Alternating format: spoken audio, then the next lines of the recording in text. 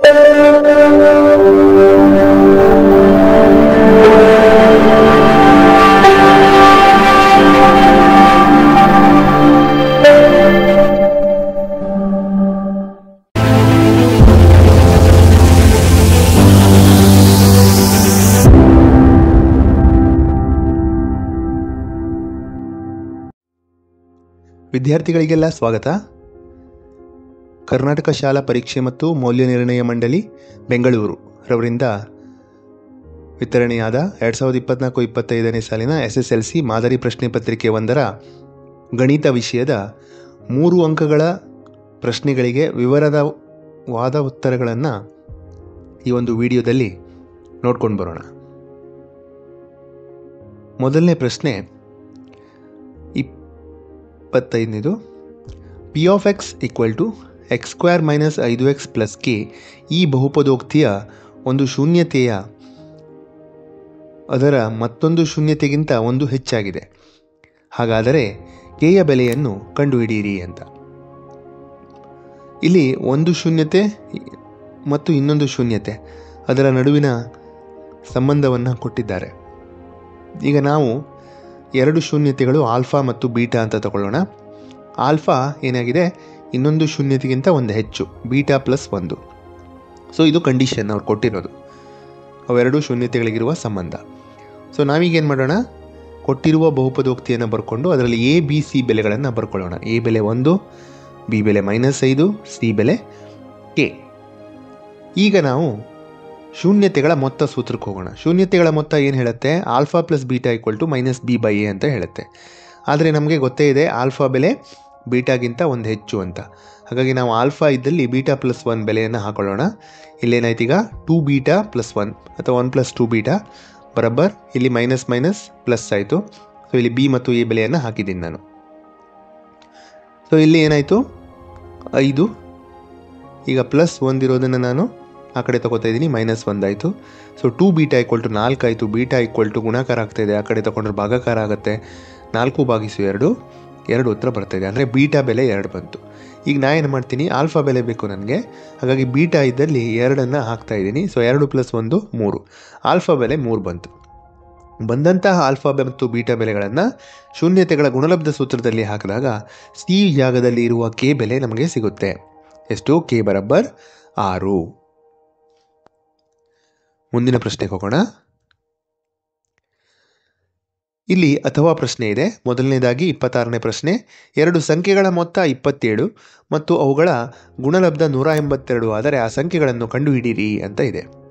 ವಿದ್ಯಾರ್ಥಿಗಳೇ, ಇಲ್ಲಿ ನಮಗೆ 2 ಸಂಖ್ಯೆಗಳು ಅಂದ್ಕೊಳ್ಳಿ, ಒಂದು ಎಕ್ಸು ಇನ್ನೊಂದು ವಾಯ್ ಅಂತ ಫ್ಲ್ಯಾಶ್ ಆಗುತ್ತೆ. ಆದರೆ ತಪ್ಪು. ನಾವು ಒಂದು ಸಂಖ್ಯೆಯನ್ನು ಎಕ್ಸ್ ಅಂತ ತಗೊಳ್ಳೋಣ, ಇನ್ನೊಂದು ಸಂಖ್ಯೆಯನ್ನು 27 - x ಅಂತ ತಗೊಂಡ್ರೆ ಅದು ಸುಲಭ ಆಗುತ್ತೆ. ನೋಡಿ, ಒಂದು ಸಂಖ್ಯೆ ಎಕ್ಸ್ ಆಗಿರಲಿ. ಸೊ 27, 2 ಸಂಖ್ಯೆ ಕೂಡಿಸಿ 27 ಬರ್ತಾ ಇದೆ ಅಂದರೆ ಒಂದು ಎಕ್ಸ್ ಅಂದರೆ ಆ ಎಕ್ಸನ್ನು 27ರಿಂದ ಕಳೆದ್ರೆ ಇನ್ನೊಂದು ಸಿಗುತ್ತೆ ಅಂತ ಗೊತ್ತಿರುತ್ತೆ ನಮಗೆ. ಹಾಗಾಗಿ 27 - x ಇನ್ನೊಂದು ಸಂಖ್ಯೆ ಆಯಿತು. ಈಗ ಏನಂತ ಹೇಳ್ತಾ ಇದ್ದಾರೆ, ಅವುಗಳ ಗುಣಲಬ್ಧ 182 ಅಂತ ಇದ್ದಾರೆ. ಹಾಗಾಗಿ ನಾನು ಎಕ್ಸನ್ನು ಮತ್ತು 27 - x ಅನ್ನು ಗುಣಿಸಿದಾಗ 182 ಬರುತ್ತೆ ಅಂತ ಬರ್ಕೊಂಡಿದ್ದೀನಿ. ಈಗೇನಿಲ್ಲ, ಗುಣಾಕಾರ ಮಾಡ್ತಾ ಇದ್ದೀನಿ. 27x + -x × x ಸ್ಕ್ವೇರ್ ಬರಬ್ಬರ್ 182. ಸೊ ಎಕ್ಸ್ ಸ್ಕ್ವೇರ್ನ ಚಿಹ್ನೆ ಮೈನಸ್ ಇದೆ, ನಾನು ಬಲಗಡೆ ತಗೊಂಡು ಹೋಗ್ಬಿಟ್ಟು ಇದನ್ನು ವರ್ಗ ಸಮೀಕರಣ ಆದರ್ಶದ ರೂಪದಲ್ಲಿ ಬರ್ಕೋತೀನಿ. ಮತ್ತು ಎಕ್ಸ್ ಸ್ಕ್ವೇರ್ ಕೆಳಗಡೆ x² - 27x + 182 ಬರಬ್ಬರ್ 0 ಅಂತ ಬರ್ತಾ ಇದೆ. ಅದರ ಕೆಳಗಡೆ ax² + bx + c ಅಂತ ಬರ್ಕೋತೀನಿ, ಯಾಕಂದರೆ ನನಗೆ ಎ ಬಿ ಸಿ ಬೆಲೆಗಳು ಬೇಕು. ಈಗ ಸೂತ್ರವನ್ನು ಬಳಸ್ತಾ ಇದ್ದೀನಿ. x ಈಕ್ವಲ್ ಟು -b ± ವರ್ಗಮೂಲ b² - 4ac. ಸೊ ಇದು ವರ್ಗಮೂಲ ಚಿಹ್ನೆ, ವರ್ಗಮೂಲ b² - 4ac ಆಗುತ್ತೆ. ಹಾಗಾಗಿ ಇಲ್ಲಿ ಬೆಲೆಗಳನ್ನು ಹಾಕ್ತಾ ಇದ್ದೀನಿ ನೋಡಿ. x ಬರಬ್ಬರ್ -27 + b² ಅಂದರೆ -27ರ ವರ್ಗ 4ac. ಸೊ ಬೆಲೆಗಳನ್ನು ಹಾಕಿ ಸುಲಭ ರೂಪಕ್ಕೆ ತಂದಾಗ ನನಗೆ 2 ಬೆಲೆಗಳು ಸಿಗ್ತಾ ಇದೆ. 27 + 1/2, 27 - 1/2. ಸೊ 2 ಉತ್ತರಗಳು ಬಂತು, 14 ಮತ್ತು 13. ಹಾಗಾಗಿ ಆ 2 ಸಂಖ್ಯೆಗಳು ನೋಡಿ, 14 ಮತ್ತು 13 ಕೂಡಿಸ್ರೆ 27 ಬರ್ತಾ ಇದೆ. ಹಾಗಾಗಿ ನಮ್ಮ ಉತ್ತರ ಸರಿಯಾಗಿದೆ. ಆ 2 ಸಂಖ್ಯೆಗಳು 14 ಮತ್ತು 13. ಮುಂದಿನ ಪ್ರಶ್ನೆ ಅಂದರೆ ಇದರಲ್ಲಿ ಅಥವಾ ಪ್ರಶ್ನೆಗೆ ಹೋಗೋಣ. ಅಥವಾ ಪ್ರಶ್ನೆ ಏನು ಹೇಳುತ್ತಾ ಇದೆ, ಒಂದು ಲಂಬಕೋನ ತ್ರಿಭುಜದ ಎತ್ತರವು ಅದರ ಪಾದಕ್ಕಿಂತ 7 ಸೆಂಟಿಮೀಟರ್ ಕಡಿಮೆ. ಹಾಗಾಗಿ ಲಂಬಕೋನ ತ್ರಿಭುಜದ ಎತ್ತರ ಮತ್ತು ಪಾದಕ್ಕೆ ಸಂಬಂಧಿಸಿದಂತೆ ಪ್ರಶ್ನೆಯನ್ನು ಕೇಳ್ತಾ ಇದ್ದಾರೆ. ಹಾಗಾಗಿ ನಾವೇನು ಮಾಡೋಣ, ಒಂದು ಚಿಕ್ಕ ಲಂಬಕೋನ ತ್ರಿಭುಜವನ್ನು ಬಿಡಿಸ್ಕೋಬೇಕಿಲ್ಲಿ. ಬಿಡಿಸ್ಕೊಂಡು ಪಾದ ಮತ್ತು ಎತ್ತರದ ಬಗ್ಗೆ ಅವರು ಸಂಬಂಧವನ್ನು ಕೊಟ್ಟಿದ್ದಾರೆ. ಎತ್ತರವು ಪಾದಕ್ಕಿಂತ 7 ಕಡಿಮೆ ಅಂತ, 7 ಸೆಂಟಿಮೀಟರ್ ಕಡಿಮೆ. ಹಾಗಾಗಿ ನಾನು ಪಾದವನ್ನು ಎಕ್ಸ್ ಅಂತ ತಗೊಳ್ತೀನಿ, ಎತ್ತರ ಏನಾಯಿತು ಎಕ್ಸ್ ಮೈನಸ್ 7 ಆಯಿತು. 7 ಕಡಿಮೆ ಅಲ್ವಾ, ಹಾಗಾಗಿ ಎಕ್ಸ್ ಮೈನಸ್ 7 ಆಯಿತು. ಹಾಗಾಗಿ ಎತ್ತರ ಎ ಬಿ ಇರೋದ್ರಿಂದ ಎ ಬಿ ಅಂತ ಬರ್ಕೋತಾ ಇದ್ದೀನಿ, ಪಾದ ಬಿ ಸಿ ಇರೋದ್ರಿಂದ ಬಿ ಸಿ ಅಂತ ಬರ್ಕೋತಾ ಇದ್ದೀನಿ. ಈಗ ಇಲ್ಲಿ ಎ ಸಿ ಅವರೇ ಕೊಟ್ಟಿದ್ದಾರೆ, ವಿಕರ್ಣದ ಉದ್ದವನ್ನು 13 ಅಂತ ಕೊಟ್ಟಿದ್ದಾರೆ. ಈಗ ನಾವು ಪೈಥಾಗೋರಸ್ ಪ್ರಮೇಯವನ್ನು ಬಳಸ್ತಾ ಇದ್ದೀನಿ. A B square plus B C square equal to A C square. So A B ಜಾಗದಲ್ಲಿ ಎಕ್ಸ್ ಮೈನಸ್ 7ರ ವರ್ಗ, ಬಿ ಸಿ ಸ್ಕ್ವೇರ್ ಜಾಗದಲ್ಲಿ ಎಕ್ಸ್ ವರ್ಗ, ಹಾಗೆ ಎ ಸಿ ಜಾಗದಲ್ಲಿ 13ರ ವರ್ಗ ಹಾಕಿಬಿಟ್ಟು ನಾನೀಗ ಅದನ್ನು ಸುಲಭ ರೂಪಕ್ಕೆ ತರ್ತಾ ಇದ್ದೀನಿ. ನನಗೆ ಒಂದು ವರ್ಗ ಸಮೀಕರಣ ಸಿಕ್ತೀಗ. ಬಂದಂಥ ವರ್ಗ ಸಮೀಕರಣವನ್ನು ಈಗ ನಾನು ಮಧ್ಯಪದ ಹೊಡೆದು ಮಾಡ್ತಾ ಇದ್ದೀನಿ. ನೀವು ಆ ಸೂತ್ರವನ್ನು ಬಳಸಿ ಸಹ ಮಾಡ್ಬೋದು. ನಾನೀಗ ಮಧ್ಯಪದ ಹೊಡೆದು ಮಾಡಿದಾಗ ಏನು ಬಂತು, ನನಗೆ ಎಕ್ಸ್ ಬೆಲೆ ಒಂದು ಮೈನಸ್ ಬರ್ತಾ ಇದೆ, ಇನ್ನೊಂದು ಪ್ಲಸ್ ಬರ್ತಾಯಿದೆ. ಹಾಗಾಗಿ ಇಲ್ಲಿ ಲಂಬಕೋನ ತ್ರಿಭುಜದ ಬಾಹುವಿನ ಉದ್ದ ಮೈನಸ್ ಬರಲಿಕ್ಕೆ ಸಾಧ್ಯವಿಲ್ಲ. ಹಾಗಾಗಿ ನಾನು ಪ್ಲಸ್ ಚಿಹ್ನೆ ಉಳ್ಳ ಬೆಲೆಯನ್ನು ತಗೋತಾ ಇದ್ದೀನಿ. ಹಾಗಾಗಿ ಎಕ್ಸ್ ಬೆಲೆ 12 ಹಾಕಿದ್ರೆ 7 ಬರ್ತಾ ಇದೆ. ಹಾಗಾಗಿ ಎಕ್ಸ್ 12 ಸೆಂಟಿಮೀಟರ್, ಎ ಬಿ ಬರಾಬರ್ 5 ಸೆಂಟಿಮೀಟರ್ ಉತ್ತರ ಬರ್ತಾ ಇದೆ. 27ನೇ ಪ್ರಶ್ನೆ, ಇದು ತ್ರಿಕೋನಮಿತಿ ಅಧ್ಯಾಯಕ್ಕೆ ಸಂಬಂಧಿಸಿದಂತೆ ಇದೆ. Sine A plus cosec A whole square plus cos A plus sec A whole square ಬರಬ್ಬರ್ 7 plus tan square A plus cot square A ಎಂದು ಸಾಧಿಸಿ ಅಂತ ಹೇಳ್ತಾ ಇದ್ದಾರೆ. ಹಾಗಾಗಿ ಸಾಧಿಸಿ ಅಂತ ಕೊಟ್ಟಾಗ ನಾವು L H S equal to R H S ಅಂತ ಸಾಧಿಸ್ಕೋಬೇಕಾಗತ್ತೆ. ಮೊದಲಿಗೆ ಎಲ್ ಎಚ್ ಎಸ್ ಏನಿದೆ, ಲೆಫ್ಟ್ ಹ್ಯಾಂಡ್ ಸೈಡ್ ಎಡಭಾಗದಲ್ಲಿ ಏನಿದೆ ಅದನ್ನು ಬರ್ಕೋತಾ ಇದ್ದೀನಿ. ಸೊ ಬರ್ಕೊಂಡೆ. ಈಗ A plus B whole square ಸೂತ್ರವನ್ನು ಬಳಸೋಣ. ಎರಡೂ ಕಡೆ A plus B whole square ಬಳಸ್ಕೋಣ. A square plus 2ab plus B square. ನೋಡಿ, ಎ ಜಾಗದಲ್ಲಿ ಸೈನ್ ಎ ಇದೆ, ಬಿ ಜಾಗದಲ್ಲಿ ಕಾಸೆಕ್ ಎ ಇದೆ. ಸೊ ಇಲ್ಲಿ ಬಳಸಾಯಿತು. ಸೊ ಈ ಕಡೆ ಬರ್ತಾ ಇದ್ದೀನಿ, A square plus 2ab plus B square. So ಇಲ್ಲಿ A plus B whole square ಸೂತ್ರವನ್ನು ಬಳಸಿ ಬರ್ಕೊಂಡಾಯಿತು. ಈಗ ಇಲ್ಲಿ ನೋಡಿ, ಸೈನ್ ಸ್ಕ್ವೇರ್ ಎ ಮತ್ತು ಕಾಸ್ ಸ್ಕ್ವೇರ್ ಎ ಇದೆ, ಅವೆರಡನ್ನು ಒಟ್ಟಿಗೆ ಬರ್ಕೋತಾ ಇದ್ದೀನಿ. ಮತ್ತು ಉಳಿದಂತೆ ಕಾಸೆಕ್ ಎಯನ್ನು 1/sin ಎ ಅಂತ ಬರಿತಾ ಇದ್ದೀನಿ, ಸೆಕ್ ಎಯನ್ನು 1/cos ಎ ಅಂತ ಬರಿತಾ ಇದ್ದೀನಿ. ಯಾಕಂದರೆ ಅವುಗಳ ವಿಲೋಮ ಸಂಬಂಧ ಇದೆ. ಹಾಗಾಗಿ ಇಲ್ಲಿ sine square theta cos square theta ಬೆಲೆ ಒಂದಿದೆ. ಹಾಗೆ ಕೊಸೆಕ್ ಎ ಜಾಗದಲ್ಲಿ 1/sin ಎಗೆ ಸಂಬಂಧಿಸಿದೆ ವಿಲೋಮಾನುಪಾತ. ಸೆಕೆಂಡ್ ಎ ಬರಬರ್ 1/cos ಎ, ಅಂದರೆ ಕಾಸ್ನ ವಿಲೋಮಾನುಪಾತ ಸೆಕೆಂಡ್ ಎ. ಹಾಗಾಗಿ ಸೆಕೆಂಡ್ ಎ ಇದ್ದಲ್ಲಿ ನಾನು 1/cos ಎ ಅಂತ ಬರಿಬೋದು. ನಂತರ ಇವನ್ನೆಲ್ಲವನ್ನು ಕ್ಯಾನ್ಸಲ್ ಮಾಡಿಬಿಟ್ಟು ಕೊನೆಗೆ ಏನು ಉಳಿಯುತ್ತೆ, ಕೊಸೆಕ್ ಸ್ಕ್ವೇರ್ ಎ ಉಳಿಯುತ್ತೆ. ಕೊಸೆಕ್ ಸ್ಕ್ವೇರ್ ಎ ಅಂದರೆ ಏನರ್ಥ, 1 + cot square A. Second square A ಅಂದ್ರೇನು, 1 + tan ಸ್ಕ್ವೇರ್ ಎ. ಈಗ ಇಲ್ಲಿ ಸಂಖ್ಯೆಗಳನ್ನೆಲ್ಲ ಕೂಡಿಸ್ಕೊತಾ ಇದ್ದೀನಿ, 3, 4, 5, 6, 7. So 7 + cot square A plus tan square A ಉತ್ತರ ಬಂತು. 28ನೇ ಪ್ರಶ್ನೆ, ಪಿ ಆಫ್ ಎಕ್ಸ್ ವೈ ಬಿಂದುವು ಎ 71 ಮತ್ತು ಬಿ 35 ಬಿಂದುಗಳಿಂದ ಸಮಾನ ದೂರದಲ್ಲಿದ್ದರೆ ಎಕ್ಸ್ ವೈ ನಡುವೆ ಒಂದು ಸಂಬಂಧವನ್ನು ಕಂಡುಹಿಡಿಯಿರಿ ಅಂತ ಹೇಳ್ತಾರೆ. ಸಮಾನ ದೂರ ಅಂದರೆ ಅವೆರಡೂ ಬಿಂದುಗಳಿಗೆ ಪಿ ಎಕ್ಸ್ ವೈ ಬಿಂದುವಿನಿಂದ ಸರಿಯಾದ ದೂರದಲ್ಲಿದೆ. ಹಾಗಾಗಿ ಒಂದು ಚಿತ್ರ ಬಿಡಿಸ್ಕೊಳ್ಳೋಣ. ನೋಡಿ, ಪಿ ಬಿಂದುವಿನಿಂದ ಎಗೂ ಅಷ್ಟೇ ದೂರ, ಬಿಗೂ ಅಷ್ಟೇ ದೂರ. ಹಾಗಾಗಿ ಡಿ ಡಿ ಅಂತ ಬರ್ಕೊಂಡಿದ್ದೀನಿ. ಹಾಗಾಗಿ ಇಲ್ಲೇನಾಯಿತು, ಎ ಪಿ ಎಷ್ಟು ಬರುತ್ತೋ ಉತ್ತರ ಬಿ ಪಿಗೂ ಅಷ್ಟೇ ಬರುತ್ತೆ. ಹಾಗಾಗಿ ಎ ಪಿ ಸಮ ಬಿ ಪಿ. ಎರಡು ಬಿಂದುಗಳ ನಡುವಿನ ದೂರ ಸೂತ್ರವನ್ನು ಬಳಸ್ತಾ ಇದ್ದೀನಿ. ಯಾವ ಸೂತ್ರ? ಡಿ ಬರಬ್ಬರ್ ವರ್ಗಮೂಲ x2 - x1 hole square plus y2 - y1 whole square. ನೋಡಿ, ಇಲ್ಲಿ ಕೊಟ್ಟಂಥ ಬಿಂದುಗಳಲ್ಲೇ 7, 1 x1 y1, 3, 5 x2 y2 ಅಂತ ಬರ್ಕೊಳ್ಳೋಣ. ಈಗ ಸೂತ್ರದಲ್ಲಿ ಹಾಕೋಣ. ಮೊದಲಿಗೆ ಎ ಪಿ ಸಮ ಬಿ ಪಿ ಕಂಡುಹಿಡ್ಕೊಳ್ಳೋಣ. ಯಾಕಂದರೆ ಎಕ್ಸ್ ಮತ್ತು ವೈನ ನಡುವೆ ಇರುವ ಸಂಬಂಧ ಸಿಗತ್ತೆ ನಮಗೆ ಲಾಸ್ಟಿಗೆ. ನೋಡಿ, ಎ ಪಿ ಮತ್ತು ಬಿ ಪಿ ಸೂತ್ರವನ್ನು ಹಾಕಿದೆ, ಎರಡೂ ಕಡೆ ವರ್ಗಮೂಲ ಕ್ಯಾನ್ಸಲ್ ಆಯಿತು, ಸುಲಭ ರೂಪಕ್ಕೆ ತಂದೆ. ಸೊ ನಂತರ ನಂಗೆ ಸಿಗ್ತಾ ಇದೆ x - y ಬರಬ್ಬರ್ 16/8 2. ಹಾಗಾಗಿ x - y ಬರಬ್ಬರ್ 2 ಅಂತಲೂ ಬರಿಬೋದು, ಅಥವಾ x = 2 + y. ಯಾಕಂದರೆ -y ಆ ಕಡೆ ತೊಗೊಂಡೆ, 2 + y ಅಂತ ಬಂತು. ಹಾಗೆ ಈ ಪ್ರಶ್ನೆ ಇನ್ನೂ ಮುಗಿದಿಲ್ಲ, ಮುಂದುವರೆದಿದೆ. ಏನು, ಎ ಪಿ ಮತ್ತು ಬಿಗಳು ಸರಳ ರೇಖಾಗತವಾಗಿದ್ದರೆ ಅಂತ ಹೇಳ್ತಾ ಇದ್ದಾರೆ. ಅಂದರೆ ಸಾಲಾಗಿದ್ದರೆ ಏನಾಗುತ್ತೆ ಅಂತ. ಈಗ ಸಮಾನ ದೂರದಲ್ಲಿದ್ದರೆ ಹಿಂಗೂ ಆಗ್ಬೋದು. ಸಾಲಾಗಿ ಇದ್ದರೆ ಏನಾಗುತ್ತೆ, ಆವಾಗ ಏನಾಗುತ್ತೆ, ಎ ಮತ್ತು ಬಿಯ ಮಧ್ಯಬಿಂದು ಆಗುತ್ತೆ ಪಿ. ಆವಾಗ ಮಧ್ಯಬಿಂದು ಸೂತ್ರ ಬಳಸ್ಬೇಕೀಗ. ಎ ಪಿ ಸಮ ಬಿ ಪಿ ಅಂತ ಅವರೇ ಕೊಟ್ಟಿದ್ದಾರೆ, ಯಾಕಂದರೆ ಸಮಾನ ದೂರದಲ್ಲಿದೆ ಬಿಂದುಗಳು ಅಂತ ಕೊಟ್ಟಿದ್ದಾರೆ. ಅದೇ ಸಾಲಾಗಿದ್ಬಿಟ್ರೆ ಪಿ ಮಧ್ಯಬಿಂದು ಆಗುತ್ತೆ ಅಂತ ನಾವು ಅರ್ಥ ಮಾಡ್ಕೋಬೇಕಿಲ್ಲಿ. ಹಾಗಾಗಿ ಮಧ್ಯಬಿಂದು ಸೂತ್ರವನ್ನು ಬಳಸಿದಾಗ x1 + x2 / 2 y1 + y2 / 2 ಹಾಕ್ಬಿಟ್ಟು ನೋಡಿ, x1 y1 ಒಂದನೇ ಬಿಂದು, ಎರಡನೇ ಬಿಂದು x2 y2, ಆಯಾ ಜಾಗದಲ್ಲಿ x1 y1 x2 y2 ಬೆಲೆಗಳನ್ನು ಹಾಕಿದಾಗ ನಮಗೆ ಮಧ್ಯಬಿಂದುವಿನ ನಿರ್ದೇಶಾಂಕಗಳು ಸಿಗ್ತಾ ಇದೆ 5 ಮತ್ತು 3. ಇದರಲ್ಲೇ ಸಹ ಅಥವಾ ಪ್ರಶ್ನೆ ಒಂದು ಕೊಟ್ಟಿದ್ದಾರೆ, ಅದನ್ನು ಈಗ ಸಾಧಿಸೋಣ. ಏನಿದೆ, P A 4 5, B 7 y, C 4 3 ಮತ್ತು ಡಿ x2 ಈ ಬಿಂದುಗಳು ABCD ಸಮಾಂತರ ಚತುರ್ಭುಜದ ಶೃಂಗ ಬಿಂದುಗಳಾದಾಗ XY ಬೆಲೆಯನ್ನು ಕಂಡುಹಿಡಿಯಿರಿ ಅಂತ ಹೇಳ್ತಾ ಇದ್ದಾರೆ. ಸೊ ನಮಗೆ ಮೊದಲಿಗೆ ಸಮಾಂತರ ಚತುರ್ಭುಜಕ್ಕೆ ಸಂಬಂಧಿಸಿದ ಸಮಸ್ಯೆ ಆದ್ದರಿಂದ ಸಮಾಂತರ ಚತುರ್ಭುಜದ ಗುಣಲಕ್ಷಣಗಳು ಗೊತ್ತಿರಬೇಕು. ಏನು, ಸಮಾಂತರ ಚತುರ್ಭುಜದ ಕರ್ಣಗಳು ಪರಸ್ಪರ ಅರ್ಧಿಸುತ್ತವೆ, ಅಂದರೆ ಕರ್ಣಗಳು ಅರ್ಧ ಭಾಗದಲ್ಲಿ ಏನಾಗ್ತವೆ, ಕಟ್ಟಾಗ್ತವೆ. ಹಾಗಾಗಿ ಏನಾಯಿತು, ಅರ್ಧ ಭಾಗ ಅಂದರೆ ಏನಾಯಿತು, ಮಧ್ಯಬಿಂದು ಆಯಿತು. ಹಾಗಾಗಿ ಇದರ ಮಧ್ಯಬಿಂದು ಉತ್ತರ ಸಮ ಬರಬೇಕು. AC ಯ ಮಧ್ಯಬಿಂದು O, ಹಾಗಾಗಿ DB ಅಥವಾ BD ಯ ಮಧ್ಯಬಿಂದು ಸಹ O. ಸೊ ಇಲ್ಲಿ ಮಧ್ಯಬಿಂದು ಸೂತ್ರವನ್ನು ಬಳಸೋಣ. ಏನಾಯಿತು, ಬಳಸಿದಾಗ ನಮಗೇನು ಸಿಗ್ತಾ ಇದೆ, ಮೊದಲನೇ ಪಾರ್ಟು 8/2ಕ್ಕೆ ಸಮ, ಎರಡನೇ ಪಾರ್ಟು ಇದಕ್ಕೆ ಸಮ. ಹಾಗಾಗಿ ಇವೆರಡು ಮಾಡಿದಾಗ ನಮಗೆ x ಬೆಲೆ 1 ಬರ್ತಾ ಇದೆ, y ಬೆಲೆ 6 ಬರ್ತಾ ಇದೆ.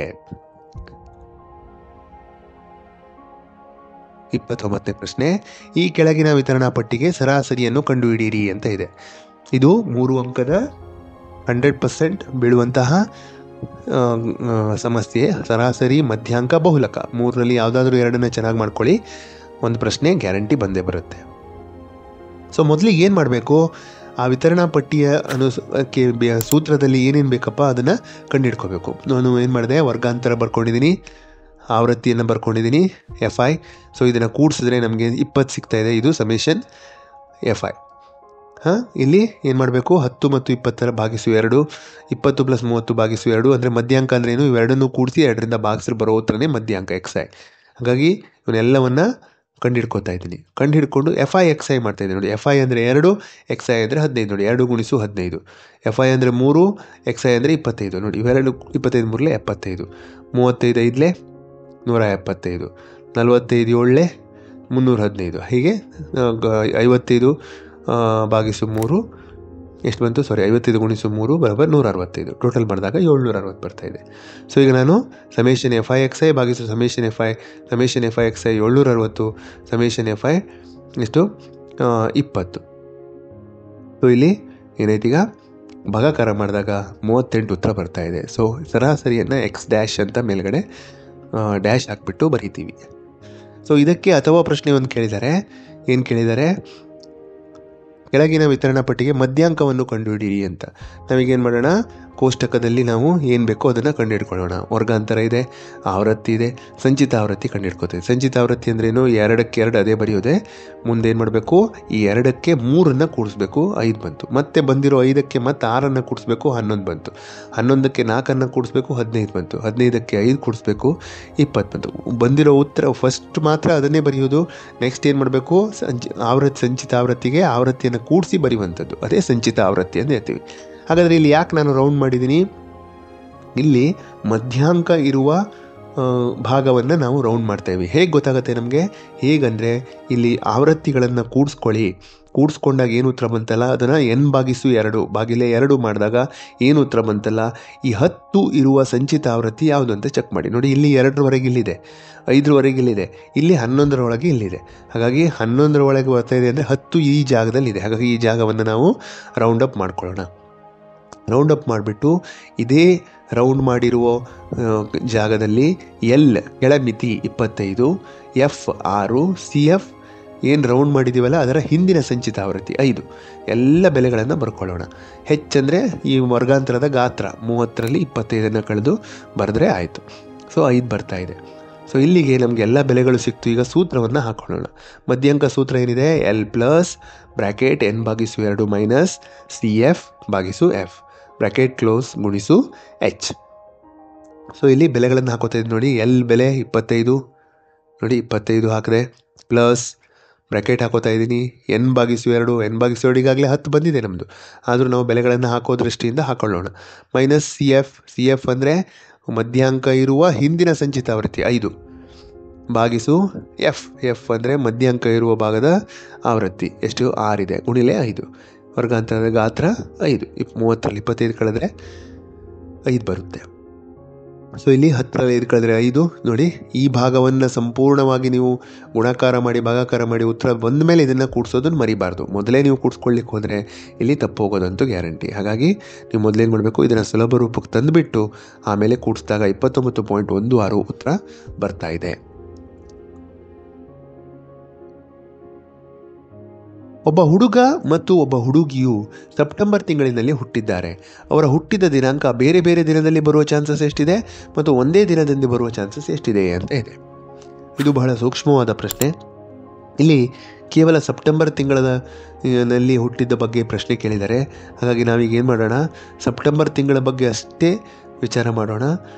ಸೆಪ್ಟೆಂಬರ್ ತಿಂಗಳಂದರೆ ಎಷ್ಟು ದಿನ ಬರ್ತಾ ಇದೆ, 30 ದಿನಗಳು ಬರ್ತಾ ಇದೆ. ಹಾಗಾದರೆ ಹುಡುಗ ಒಬ್ಬರೇ ಹುಟ್ಟಿದ್ದಿದ್ರೆ 30 ಅಂತ ತಗೋಬೋದಿತ್ತು. ಆದರೆ ಹುಡುಗ ಹುಡುಗಿ ಇಬ್ಬರು ಹುಟ್ಟಿದ್ರಿಂದ ನಾವೀಗೇನು ಮಾಡೋಣ, ತಾರೀಕನ್ನು ನೋಡೋಣ. 1ನೇ ತಾರೀಕು 1ನೇ ತಾರೀಕು, 1ನೇ ತಾರೀಕು 2ನೇ ತಾರೀಕು, 1ನೇ ತಾರೀಕು 3ನೇ ತಾರೀಕು, ಇದೇ ರೀತಿ 1ನೇ ತಾರೀಕು 30ನೇ ತಾರೀಕು, ಒಂದು ಸಾಲಲ್ಲಿ ಮುಗಿದೋಯ್ತು. ಆಮೇಲೆ ನೆಕ್ಸ್ಟ್ 2ನೇ ತಾರೀಕು 1ನೇ ತಾರೀಕು, 2ನೇ ತಾರೀಕು 2ನೇ ತಾರೀಕು, 2ನೇ ತಾರೀಕು 3ನೇ ತಾರೀಕು, 2ನೇ ತಾರೀಕು 30ನೇ ತಾರೀಕು, ಇದೇ ರೀತಿ 3-1 3-2 3-3 ಡ್ಯಾಶ್ 4-1-4 ಇದೇ ರೀತಿ ಮಾಡ್ತಾ ಹೋದರೆ 31 32 33 ಡ್ಯಾಶ್ 30 ಅಂತ ಬಂತು. ಹಾಗಾಗಿ ಒಟ್ಟು ಎಷ್ಟು ದಿನ ಬಂತು, ಈಗ ಒಂದು ಸಾಲಲ್ಲಿ 30 ಇದೆ, ಇಲ್ಲಿ ಮೇಲಿಂದ ಕೆಳಗೆ 30 ಇದೆ, 30 ಗುಣಿಲೆ 30 900 ಚಾನ್ಸಸ್ ಬಂತು. ಹಾಗಾಗಿ ಒಟ್ಟು ಫಲಿತಾಂಶಗಳ ಸಂಖ್ಯೆ ಎಷ್ಟಿದೆ, n(s) 900 ಸಿಗ್ತಾ ಇದೆ. ಇದರಲ್ಲಿ 1ನೇ ಕ್ವಶನಿಗೆ ಬರೋಣ. ಬೇರೆ ಬೇರೆ ದಿನದಲ್ಲಿ ಇರುವ ಸಂಭವನೀಯತೆ ಎಷ್ಟು ಕೇಳ್ತಾ ಇದ್ದಾರೆ. ನೋಡಿ, ಇಷ್ಟರಲ್ಲೇ ಒಂದೇ ದಿನ ಇರೋ ಚಾನ್ಸಸ್ ಯಾವುದು, 1 1 2 2 3 3 4 4 5 5 6 6 ಇಂದ 30 30ರವರೆಗೆ.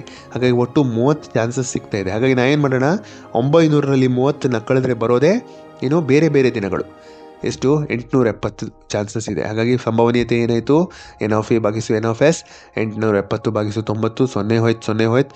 ಹಾಗಾಗಿ 30 3 29 ಏನಾಯ್ತು, ಈಗ ಎಷ್ಟು ಬಂತು, 29 ಚಾನ್ಸಸ್ ಬರ್ತಾ ಇದೆ. 3 1ಲೆಯಿಂದ ಭಾಗ ಹಾಕ್ತಾ ಇದೆ, ಇಲ್ಲಿಗೆ 3 2 6 ಆಯಿತು, 2 ಉಳಿತು, 3 9 27. ಸೊ 29 ಭಾಗಿಸು 30 ಚಾನ್ಸಸ್ ಆಯಿತು, ಏನು ಬೇರೆ ಬೇರೆ ದಿನದಲ್ಲಿ ಬರುವ ಚಾನ್ಸಸ್. ಹಾಗೆ 2ನೇ ಪ್ರಶ್ನೆ, ಒಂದೇ ದಿನದಲ್ಲಿ ಬರುವ ಸಂಭವನೀಯತೆ ಎಷ್ಟು ಅಂತ. ಒಂದೇ ದಿನ ಅಂದರೆ ಸೇಮ್ ಡೇ, 1 1 2 2 3 3 ಇದೇ ರೀತಿ ಚೆಕ್ ಮಾಡಿದಾಗ ನಮಗೆ ಎಷ್ಟು ಬರ್ತಾ ಇದೆ, 30 ಬರ್ತಾ ಇದೆ. ಹಾಗಾಗಿ ಸಂಭವನೀಯತೆ ಬರೋಬ್ಬರ ಏನಾಯಿತು, P(b) ಬರೋಬ್ಬರ n(b) ಭಾಗಿಸು n(s). ಹಾಗಾಗಿ 30/90 ಮಾಡಿದಾಗ 0 ಹೋಯ್ತು, 3 1 3 30. ಹಾಗಾಗಿ ಒಂದೇ ಒಂದು ಚಾನ್ಸಸ್ ಇದೆ, 30ರಲ್ಲಿ ಒಂದು ಚಾನ್ಸಸ್ ಒಂದೇ ದಿನ ಬರುವ ಸಂಭವನೀಯತೆ ಇದೆ. ಹಾಗಾಗಿ ನಮ್ಮ ಉತ್ತರ ಇದಾಗಿದೆ. 31ನೇ ಪ್ರಶ್ನೆ, ಒಂದು ಅಸಮಬಾಹು ತ್ರಿಭುಜ ABCಯಲ್ಲಿ BCಗೆ ಸಮಾಂತರವಾಗಿ ಒಂದು ಸರಳ ರೇಖೆಯನ್ನು ಎಳೆಯಿರಿ. ಈ ಸರಳ ರೇಖೆ, ಸೊ ಹೀಗಾಗಿ ಅವ್ರು ಏನು ಹೇಳ್ತಾ ಇದ್ದಾರೆ, ಎಳೆಯಿರಿ ಅಂತ ಹೇಳ್ತಾ ಇರೋದ್ರಿಂದ ಯಾವುದೇ ಚಿತ್ರವನ್ನು ಕೊಟ್ಟಿಲ್ಲ. ಹಾಗಾಗಿ ನಮಗೆ ಚಿತ್ರಕ್ಕೆ ಒಂದು ಅರ್ಧ ಮಾರ್ಕ್ಸ್ ಬೀಳೋ ಚಾನ್ಸ್ ಇದೆ. ಹಾಗೆ ಒಂದು ಚಿತ್ರವನ್ನು ಬಿಡಿಸ್ಕೊಂಡು ಇದರಂತೆ ಅವರು ಬೆಲೆಗಳನ್ನು ಕೊಟ್ಟಿದ್ದಾರೆ. D/BC 2:5, AD ಬರೋಬ್ಬರ 2, ಕಡೆಗೆ AE ಬರೋಬ್ಬರ 3 ಅಂತೆಲ್ಲ ಕೊಟ್ಟಿದ್ದಾರೆ. ಸೊ ನಾವೀಗೇನು ಮಾಡೋಣ, ನಮಗೆ ಇದನ್ನು ನೋಡ್ತಾ ಇದ್ದಂಗೆ ಸಮಾಂತರ ರೇಖೆಗಳು ಕಾಣ್ತಾ ಇದೆ. ನಮಗೆ ಈಗ ಏನಾಗಬೇಕಿದು, ಥೇಲ್ಸ್ನ ಪ್ರಮೇಯದಂತೆ ಬರ್ಕೊಬಿಡ್ಬೇಕು. AD ಭಾಗಿಸು, ಇಲ್ಲಿ ಮಧ್ಯಭಾಗದ ಒಂದು ಬೆಲೆಯನ್ನು ಕೊಟ್ಟಿರೋದ್ರಿಂದ ಥೇಲ್ಸ್ನ ಉಪಪ್ರಮೇಯದ ಕಡೆ ಹೋಗೋಣ. AD ಬೈ ಮೇಲ್ಭಾಗ ಫುಲ್ ಭಾಗ, AD/AB, DE/BC, AE/AC. ಸೊ ಇಲ್ಲಿ ಕೊಟ್ಟಂಥ ಬೆಲೆಗಳನ್ನು ಹಾಕೊಳ್ಳೋಣ. ಅದರ ಆಧಾರದ ಮೇಲೆ ನನಗೆ ಏನು ಸಿಗ್ತಾ ಇದೆ, AB ಮತ್ತು AC ಬೆಲೆ ಸಿಗ್ತಾ ಇದೆ. AB ಬೆಲೆ 5 ಸೆಂಟಿಮೀಟರ್ ಬಂತು, AC ಬೆಲೆ 7.5 ಸೆಂಟಿಮೀಟರ್ ಬಂತು. ಹಾಗಾದರೆ ನನಗೀಗ ಕೊನೆಯ ಎರಡನ್ನು DE/BC ಉಂಟಲ್ವಾ, ಅದರ ಬೆಲೆಯನ್ನು ತಗೊಂಡು ಈಗ ನಾನು BC ಬೆಲೆಯನ್ನು ಕಂಡುಹಿಡ್ಕೋತಾ ಇದ್ದೀನಿ. BC ಬೆಲೆ ಎಷ್ಟು ಬಂತು, 10 ಸೆಂಟಿಮೀಟರ್ ಬಂತು. ಅವ್ರೇನು ಕೇಳಿದ್ದಾರೆ, ಈ ತ್ರಿಭುಜದ ಸುತ್ತಳತೆ ಎಷ್ಟು ಅಂತ ಕಂಡುಹಿಡ್ಲಿಕ್ಕೆ ಕೇಳಿದ್ದಾರೆ. ಸೊ ಹಾಗಾಗಿ ನನಗೆ AB BC CA ಬೇಕು. AB ಬೆಲೆ ಈಗ ಆಲ್ರೆಡಿ ಬಂದಿದೆ 5 ಸೆಂಟಿಮೀಟ್ರು, BC ಬೆಲೆ 10 ಸೆಂಟಿಮೀಟ್ರು, AC ಬೆಲೆ 7.5. ಎಲ್ಲ ಕೂಡಿಸಿದಾಗ 10 15 20 22.5 ಸೆಂಟಿಮೀಟರ್ ಉತ್ತರ ಬರ್ತಾ ಇದೆ. ಬಾಹ್ಯ ಬಿಂದುವಿನಿಂದ ವೃತ್ತಕ್ಕೆ ಎಳೆದ ಸ್ಪರ್ಶಕಗಳ ಉದ್ದವು ಸಮನಾಗಿರುತ್ತದೆ ಎಂದು ಸಾಧಿಸಿ. ವಿದ್ಯಾರ್ಥಿಗಳೇ, ಈ ಒಂದು ಜಾಗದಲ್ಲಿ ಬರುವ ಇನ್ನೊಂದು ಪ್ರಶ್ನೆ ಅಂದರೆ 3 ಅಂಕದ ಪ್ರಮೇಯ, ವೃತ್ತ ಪ್ರಮೇಯ. ಏನು? ಸ್ಪರ್ಶ ಬಿಂದುವಿನಲ್ಲಿ ಎಳೆದ ತ್ರಿಜ್ಯವು ಸ್ಪರ್ಶಕಕ್ಕೆ ಲಂಬವಾಗಿರುತ್ತದೆ. ಸೊ ಆ ಜಾಗದಲ್ಲಿ ಈ ಪ್ರಶ್ನೆ ಬರ್ಬೋದು, ಅಥವಾ ಈ ಜಾಗದಲ್ಲಿ ಈ ಪ್ರಶ್ನೆ ಬದಲಾಗಿ ಆ ಪ್ರಶ್ನೆ ಬರ್ಬೋದು. ಹಾಗಾಗಿ 2 ಪ್ರಶ್ನೆಗಳನ್ನು ಕಡ್ಡಾಯವಾಗಿ ಪರ್ಫೆಕ್ಟ್ ಮಾಡಿ ಇಟ್ಕೊಳ್ಳಿ. ಸೊ ಮೊದಲಿಗೆ ಏನು ಮಾಡಬೇಕು? ಚಿತ್ರ ಬಿಡಿಸ್ಕೋಬೇಕು. ಬಾಹ್ಯ ಬಿಂದು ಯಾವುದು? ಪಿ ಇಂದ ಸ್ಪರ್ಶಕವನ್ನು ಎಳೆದಿಟ್ಕೊಳ್ಳಿ. ಹಾಗಾಗಿ ನಮ್ಗೇನು ಸಿಗ್ತಾ ಇದೆ? ಈಗ ನಮಗೆ ದತ್ತ ಮಾಹಿತಿ ಬಾಹ್ಯ ಬಿಂದುವಿನಿಂದ. ಹಾಗಾಗಿ O ಕೇಂದ್ರವುಳ್ಳ ವೃತ್ತ, P ಬಾಹ್ಯ ಬಿಂದು, AP BP ಸ್ಪರ್ಶಕಗಳು. ಹಾಗಾದರೆ ನಾವೀಗ ಏನು ಸಾಧಿಸಬೇಕು? AP ಸಮ BP ಅಂತ ಸಾಧಿಸಬೇಕು. 2 ಸ್ಪರ್ಶಕಗಳ ಉದ್ದ ಸಮ ಅಂತ ಸಾಧಿಸ್ಕೋಬೇಕು. ಹಾಗಾಗಿ ನಾನು ಏನು ಮಾಡ್ತೀನಿ? ರಚನೆ ಮಾಡ್ಕೋತಾ ಇದ್ದೀನಿ. OA ಮತ್ತು OB ಮತ್ತು OP ಅನ್ನು ಸೇರಿಸ್ತಾ ಇದ್ದೀನಿ. ಸೇರ್ಬಿಟ್ಟು 2 ತ್ರಿಭುಜ ಕಾಣಿಸ್ತಾ ಇದೆ. OAP ತ್ರಿಭುಜ, OBP ತ್ರಿಭುಜ. ಹಾಗಾಗಿ 2 ತ್ರಿಭುಜಗಳು ಸರ್ವಸಮ ಅಂತ ಸಾಧಿಸ್ಕೊಂಡ್ರೆ ನಮಗೆ ಎಲ್ಲ ಬೆಲೆಗಳು ಸಿಕ್ಕು. ಅವೆರಡು ಸರ್ವಸಮ ಆದಮೇಲೆ ಅದರ ಸ್ಪರ್ಶಕಗಳ ಉದ್ದ ಸಮ ಅಂತ ಸಾಧಿಸ್ಲಿಕ್ಕೆ ಸಾಧ್ಯ. ಇಲ್ಲಿ ನೋಡಿ, ಇಲ್ಲಿ ಲಂಬ ಕೋನ ಉಂಟಾಗ್ತಾ ಇದೆ ಇಲ್ಲಿ. ಹಾಗಾಗಿ ಲಂಬವಿಭಾಗ ಸಿದ್ಧಾಂತ ಬಳಸಬೇಕು. ಲಂಬ್ ಅಂದರೆ ಈ ತ್ರಿಭುಜದ ಲಂಬಕೋನ ಯಾವುದು? ಕೋನ್ ಎ ಸಮ ಕೋನ್ ಬಿ. ಲಂಬಕೋನ ನೋಡಿ 90 ಡಿಗ್ರಿ. ಹಾಗೆ ವಿ ವಿಕರ್ಣ ಅಂದ್ರೇನು? ಲಂಬಕೋನಕ್ಕೆ ಎದುರು ಇರಬಹುದು. OP ಸಮ OP ಉಭಯ ಸಾಮಾನ್ಯ ಬಾಹು. ನೋಡಿ OP ಸಮ OP ವಿಕರ್ಣ ಆಯ್ತಾ? ಬಾಹು ಅಂದರೆ OB ಬರಬ್ಬರ್ OA. ವೃತ್ತದ ತ್ರಿಜ್ಯಗಳು ಸಮ. OB ಬರಬ್ಬರ್ OA. ಹಾಗಾಗಿ ಲಂಬವಿಭಾಗ ಸಿದ್ಧಾಂತ ಪ್ರಕಾರ ಏನಾಯಿತು? ಇವೆರಡು ತ್ರಿಭುಜಗಳು ಸರ್ವಸಮವಾಗಿದೆ. ಆದ್ದರಿಂದ ಸರ್ವಸಮ ತ್ರಿಭುಜದ ಅನುರೂಪ ಬಾಹುಗಳು ಸಮ. AP ಸಮ BP. ಸರ್ವಸಮ ತ್ರಿಭುಜದ ಅನುರೂಪ ಬಾಹುಗಳು ಸಮವಾಗಿವೆ. ಇಷ್ಟು ಬರೆದ್ರೆ ನಿಮಗೆ 3 ಅಂಕಗಳು ಗ್ಯಾರಂಟಿ. ಮುಂದಿನ ಪ್ರಶ್ನೆ. ಚಿತ್ರದಲ್ಲಿ OAYB ತ್ರಿಜ್ಯಾಂತರ ಖಂಡದ ವಿಸ್ತೀರ್ಣ 462 ಸೆಂಟಿಮೀಟರ್ ಸ್ಕ್ವೇರ್ ಆಗಿದೆ ಅಂತ ಹೇಳ್ತಾ ಇದ್ದಾರೆ. ಅಂದರೆ ವಿಸ್ತೀರ್ಣ ಅವರೇ ಕೊಟ್ಟಿದ್ದಾರೆ, ಕೋನನೂ ಕೊಟ್ಟಿದ್ದಾರೆ. ನೀವು ಕಂಸದ ಉದ್ದ ಕಂಡುಹಿಡಿಬೇಕು. ಹಾಗಾಗಿ ನಾವೀಗೇನು ಮಾಡೋಣ? ಅವ್ರು ಕೊಟ್ಟಿರೋ ಮಾಹಿತಿ ಅನುಸಾರ ನಮಗೆ ತ್ರಿಜ್ಯ ಗೊತ್ತಿಲ್ಲ. ನಮಗೆ ತ್ರಿಜ್ಯವನ್ನು ಕಂಡುಹಿಡ್ಕೊಳ್ಳೋಣ. ನೋಡಿ, ಟೀಟಾ ಭಾಗಿಸು 360 ಗುಣಿಸು ಪೈ ಆರ್ ಸ್ಕ್ವೇರ್ ಬರಬರ್ 462 ಕೊಟ್ಟಿದ್ದಾರೆ. ಇಲ್ಲಿ ಟೀಟಾ ಬೆಲೆ ಹಾಕ್ತಾ ಇದ್ದೀನಿ 120. ಆರ್ ಬೆಲೆ ಗೊತ್ತಿಲ್ಲ, ಆರ್ ಸ್ಕ್ವೇರ್ ಹಾಗೆ ಇಟ್ಕೊಂಡೆ. ಬಂದು ನನಗೆ ಆರ್ ಬೆಲೆ ಸಿಗ್ತಾ ಇದೆ 21 ಸೆಂಟಿಮೀಟರ್. ಬಂದಂತಹ ಆರ್ ಬೆಲೆಯನ್ನು ಕಂಸದ ಉದ್ದ ಸೂತ್ರ ಏನಿದೆ? ಕಂಸದ ಉದ್ದ ಸೂತ್ರ ಟೀಟಾ ಭಾಗಿಸು 360 2πr. ಸೊ ಇಲ್ಲಿ ಬೆಲೆಗಳನ್ನು ಹಾಕ್ತಾ ಇದ್ದೀನಿ. ನೋಡಿ, ಆರ್ ಬೆಲೆ 21 ಹಾಕಿದೆ, ಪೈ ಬೆಲೆ 22 7 ಹಾಕಿದೆ, ಟೀಟಾ ಬೆಲೆ 120 ಡಿಗ್ರಿ ಹಾಕ್ತಾ ಇದ್ದೀನಿ. ಎಲ್ಲ ಮಾಡಿ ನನಗೆ ಎಷ್ಟು ಬರ್ತಾ ಇದೆ? 44 ಸೆಂಟಿಮೀಟರ್ ಉತ್ತರ ಬರ್ತಾ ಇದೆ. ಒಂದು ವೃತ್ತದ ತ್ರಿಜ್ಯಾಂತರ ಖಂಡದ ವಿಸ್ತೀರ್ಣವು ಅದರ ಕಂಸದ ಉದ್ದಕ್ಕೆ ಸಮನಾಗಿದೆ ಅಂತ ಹೇಳ್ತಾ ಇದ್ದಾರೆ. ಹಾಗಾಗಿ ತ್ರಿಜ್ಯಾಂತರ ಖಂಡದ ಸೂತ್ರ ಸಮ ಕಂಸದ ಉದ್ದ ಸೂತ್ರಕ್ಕೆ ಅಂತ ಬರ್ಕೊಳ್ಳೋಣ. ತ್ರಿಜ್ಯಾಂತರ ಖಂಡದ ವಿಸ್ತೀರ್ಣ ಬರಬ್ಬರ್ ತ್ರಿಜ್ಯಾಂತರ ಖಂಡದ ಕಂಸದ ಉದ್ದ. ಈಗ ಏನು ಸೂತ್ರ ಇದೆ ಅದನ್ನು ಬರ್ಕೊಳ್ಳೋಣ. ಟೀಟಾ ಭಾಗಿಸು 360 ಗುಣಿಸು ಪೈ ಆರ್ ಸ್ಕ್ವೇರ್, ಟೀಟಾ ಭಾಗಿಸು 360 ಗುಣಿಸು 2πr. ನೋಡಿ, ಎರಡೂ ಕಡೆ ಟೀಟಾ ಭಾಗಿಸು 360 ಕ್ಯಾನ್ಸಲ್ ಆಗ್ತಿದೆ, ಎರಡೂ ಕಡೆ ಪೈ ಕ್ಯಾನ್ಸಲ್ ಆಗ್ತಾ ಇದೆ. ಏನು ಉಳಿತು? ಆರ್ ಬರಬ್ಬರ್, ಇಲ್ಲಿ ಆರ್ 1 ಹೋಯ್ತು, ಇಲ್ಲಿ ಆರ್ ಹೋಯ್ತು. ಹಾಗಾಗಿ ಆರ್ ಬರಬ್ಬರ್ 2 ಬಂತು. ಬಂದಂಥ ಉದ್ದದಿಂದ ನಾವೇನು ಮಾಡಬೇಕು? ವೃತ್ತದ ತ್ರಿಜ್ಯವನ್ನು ಕಂಡುಹಿಡಿಯಿರಿ ಅಂತ ಹೇಳಿದರೆ ಆರ್ ಬೆಲೆ ಈಗಾಗಲೇ ಸಿಕ್ಕಿದೆ, 2 ಸೆಂಟಿಮೀಟರ್ ಬಂತು. ಕಂಸದಿಂದ ಕೇಂದ್ರದಲ್ಲಿ ಉಂಟಾದ ಕೋನ ಎಷ್ಟು ಕೇಳ್ತಾ ಇದ್ದಾರೆ. ಹಾಗಾಗಿ ಕಂಸದ ಉದ್ದ ಕೊಟ್ಟಿದ್ದಾರೆ ಅವರು. ಎಷ್ಟು?